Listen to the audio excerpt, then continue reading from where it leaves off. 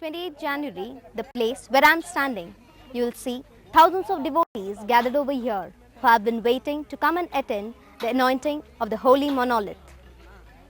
What makes Mahamastakabhisheka very popular is that it takes place once in 12 years.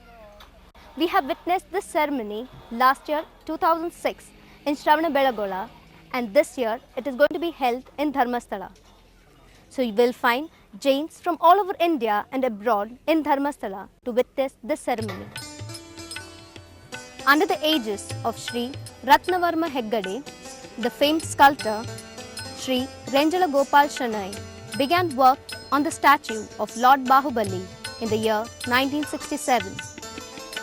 The 39-foot high statue, carved from a single rock with a pedestal of 13 feet, was completed in 1970 at Karkala.